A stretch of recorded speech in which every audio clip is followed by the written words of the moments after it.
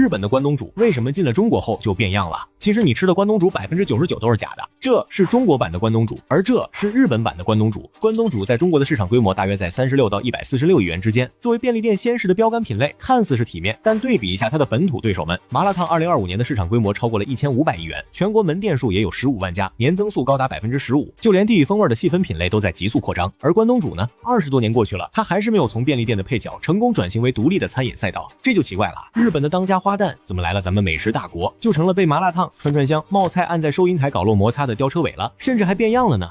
时间倒回到1997年，罗森便利店把窝店從日本帶到了上海。一開始的名字熬點，聽上去還有幾分溫吞厚重的感覺。711隨後跟進，取名好燉，也是直白的誇耀自己湯汁濃醇。不過最初的關東煮幾乎是日本原版復刻的，清淡的昆布柴魚湯底，白蘿蔔、魔芋、竹輪。在當時，這套原汁原味的組合拳打出去後，反響平平。很多人覺得這是白水煮菜，非常寡淡。然而在中國這樣一個連蠍子都能端上餐桌的美食大國，怎麼偏偏就容不下一根竹輪關東煮呢？問題不在我們，最大的障礙其實來自3股力量。第一遍，湯底先便捷。要說關東煮到了中國後最先便捷的就是湯底。日本的關東煮都是精心燉出來的，日本關東煮的靈魂是昆布和柴魚片，小火慢熬出來的湯底色澤淺褐，清澈見底，入口是鮮。但這種減法哲學到了中國就立刻失靈了。在中國的關東煮是一種快餐類零食，根本經不起細品。咱們中國人吃飯講究味道要足，尤其是街頭小吃，沒人願意花幾十塊錢喝一口大海的味道。於是店家們乾脆開啟了加法模式，便利店裡的湯底用豬骨加昆布混搭，街邊攤更是搞上了麻辣、番茄、藤椒、咖喱輪番上陣。四川那邊直接拿牛油和花椒炒底料，東北那邊用骨湯混醬油，廣東人用雞湯打底，川湘一帶扔進一坨麻辣火鍋底料，甚至連冬陰功都摻和進來了。這哪裡還是關東煮，分明就是換了一身行頭的串串香。而這第2遍就是食材跑偏了。日本關東煮的菜單基本是固定的，蘿蔔、魔芋結、竹輪和魚餅必須用真正的魚糜做。在中國，這套素食為主、海鮮為輔的搭配直接被扔進了垃圾桶，而代替它的是啥呢？貢丸、撒尿牛丸、蟹肉棒、魚豆腐、甜不辣、澱粉丸子，全家桶齊上陣。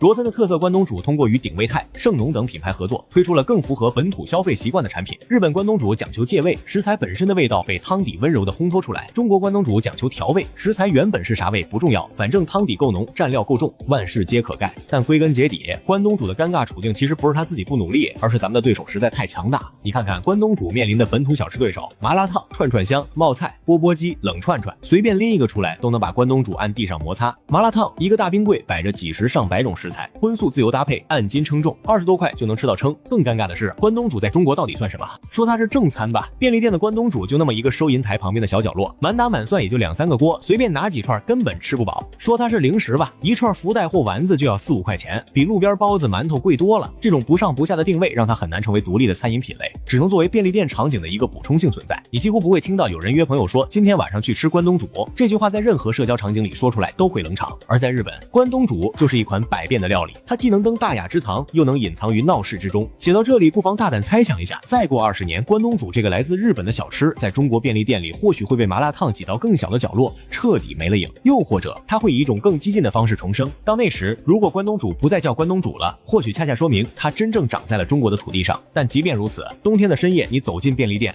看到那一鍋咕嘟咕嘟冒着熱氣的關東煮時，你的胃依然會不爭氣的老實下來。這大概就是關東煮最大的魅力。無論它的味道變成了什麼樣子，無論它被改良的離日本原版有多遠，它始終是食物界最不挑食、最不計較、得寸進尺、最願意成為你深夜那一碗安慰的老實人。